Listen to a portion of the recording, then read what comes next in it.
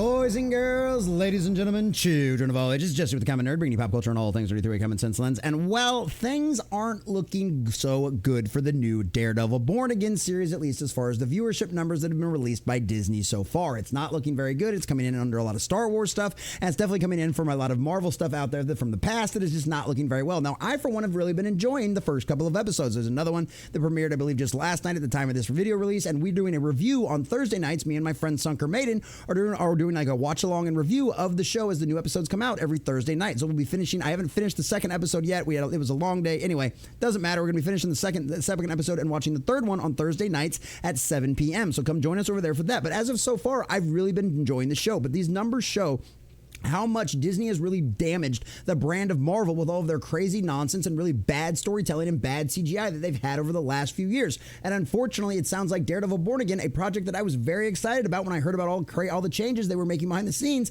is unfortunately not doing very well out there, even though it's got some pretty decent audience scores out there. So we'll have to see what happens when the Nielsen numbers officially come out. But as of right now, this is not looking good for Daredevil Born Again, and it shows that Mr. Kevin Feige over there might have a very long haul to repair the damage that Disney has done to that brand. So we're going to check this article from cosmicbook.news, getting all of the juicy details of exactly what these numbers show and how bad it truly is. But before we do, if you do enjoy our content, hit that like button, share with all your friends, and subscribe or follow if you have not already, boys and girls, because we're inching our way closer and closer to 1,700, and I could not do that without every single one of you. Also, leave us a comment in the section down below. Have you watched Daredevil Born Again? Are you one of those ones that's out there waiting to see what all of your favorite YouTubers and people like that say about it? Have you watched it? If you have watched it, do you think it's good? Have you been enjoying it so far? Does it feel like a return to form to the Netflix, or does it feel like it's going completely and totally off the rails, just like all of the rest of the Disney Marvel stuff is done? Let us know what you think about all that in the comment section down below. And if you'd like to support the channel, please check out the links in the description as well. All right, from our dear sweet friends over at cosmicbook.news and Matt McGloin. Disney has revealed the viewership ratings for the heavily promoted Daredevil Born Again series, and much like the show itself, they're off to a slow start, roughly on par with Agatha, one of the lowest rated shows on Disney Plus. Yeah, that was a mother Marvel series out there, and those numbers only continued to get worse and worse and worse as the series went on. Hopefully, maybe that won't happen to Daredevil Born Again. Maybe it's just off to a slow start, because guess what? There's so many Marvel fans out there that have been so burned by what Disney has done to this studio over the last few years that I don't blame people not being interested and not wanting to come in and check this out until other people tell you it's actually really good. The numbers are also lower than both The Acolyte, which was canceled after one season, and Ahsoka, rumored to be canceled after its third season, as well as Percy Jackson, and significantly lower than Loki. That is not good. I mean, Percy Jackson, of all things, holy cow, boys and girls, and that thing is a diversity, inclusion, and equity-filled nonsense craziness. So yeah. So according to Variety, Disney has reported the first two episodes of Daredevil Born Again drew 7.5 million views in its first 5 days. While the site reports it's the best debut for Disney Plus in 2025, what else has been released? Yeah, say it's the best of the year. Like, I've seen a lot of these kind of headlines and like things are like, oh, it's worst of the year and it's best of the year. And I'm like, y'all realize it's only March, right? Like, that doesn't really mean anything. It's like a catchy headline, but once you think about what the date is, you're like, okay, so yay, best of the beginning of the first 3 months of the year. And though honestly, considering everything else they've got coming out, this might end up being the best premiere they have for all of 25, no matter what. So the headline might end up turning out to be true. Let's see. So while the site reports it's the best debut yet, what else has been released? So versus Agatha. Per Disney, in the first 7 days, Agatha hit 9.3 million views, which averages to 1.3 million per day, while Daredevil Born Again averages to 1.5 million. And I did wait a couple of days to watch it because I wanted to watch it with all you guys so you could review it and hear my honest opinions right off the bat. And Sunker's the same way with all that kind of stuff too. Versus Star Wars.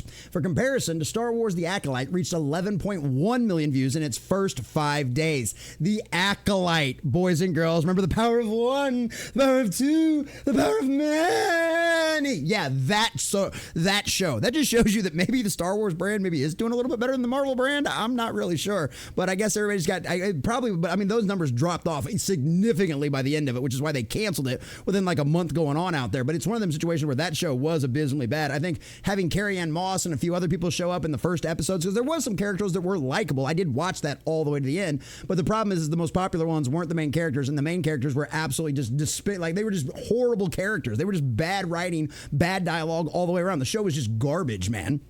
So that's really bad. So Ahsoka around 14 million in the same time frame. Now, obviously, a lot of people are really excited to see a Rosario Dawson actually take on that role because she's been the fan casting for a long time. But still, you brought back all of the Daredevil crew from the Netflix series, arguably the #1 Marvel television series of all time, boys and girls. Yeah. Not exactly a great start right here. That just shows you how bad Disney has damaged this brand. Loki Season 2 saw 10.9 million views in the first 3 days, which averages just 3.63 million, more than double of Daredevil Born Again. And obviously, in Loki Season 2 fell off from Loki Season 1, so not really good. Percy Jackson achieved 13.3 million views in its first 6 days, average around 2.2 million. Now, obviously, we'll know once the Nielsen ratings come in about a month. Disney Plus automatically has Nielsen turned on in your accounts and is the industry standard to go for by viewership. Once again, the Disney-invested Samba TV household ratings data collector hasn't reported numbers, which means they're probably not good. Now, the Nielsen numbers will really give us an accurate statement because Nielsen's the best. They're the industry standard, right? These are numbers released from internal Disney numbers, right? So they're trying to give you the shiniest view of this they possibly can, which means when the Nielsen ratings come out, this could end up being really, really, really bad, boys and girls. Since Daredevil Born Again is similar to Agatha, the Nielsen ratings should follow suit. Check out the ratings below for Agatha and the MCU's debuts below. So obviously the Rotten Tomatoes response from both fans and critics have been lukewarm. Both are at 83%. Not bad, but not exactly great, and certainly not as bad as what the Acolyte ended up getting. It was like 18% from the audiences out there. So yeah, giving it a little bit better of an audience out there. While the Netflix series is much higher, averaging a 92% from critics and 89% from fans. The first season on Netflix is actually at a 99% and a 93%. Like I said, probably the highest rated series of all of Disney Marvel or all of Marvel television series of all time. They brought back that crew, and it still wasn't enough to bring people in on the premiere. These numbers are bad. They are not great in any way, shape, or form, and that just shows you.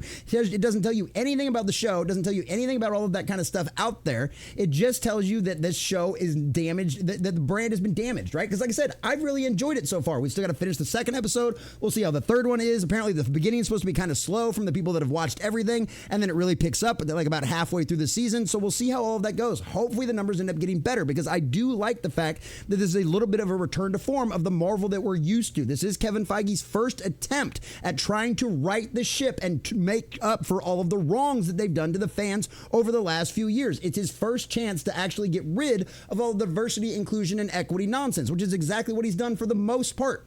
But at the end of the day, boys and girls, the brand is just damaged. I know beyond a shadow of a doubt, there are Marvel fans in my own chat, in my own audience out there that will never show up for any of this stuff ever again. They have no desire for it because of how much damage, how many characters that have been damaged in the eyes of the public by Disney Marvel. I mean, do we need to bring up the Eternals and the actual abomination they did to some of Jack Kirby's greatest work out there? I mean, the numbers tell you all you need to know. The ratings have been down. The box office has been disaster. Captain Black America just lost money at the box office and is going to fail miserably going forward. This is how damaged the brand has been for Disney Marvel. And unfortunately, Daredevil Born Again, a show I actually like, is suffering the consequences. Because guess what, Disney Marvel, you decided to go woke and now you've gone broke and completely damaged your brand. Hopefully, just maybe, Daredevil Born Again and those of us that watch it talking about it might be able to turn things around for the ratings. If not, well, you might be a brand damaged beyond repair.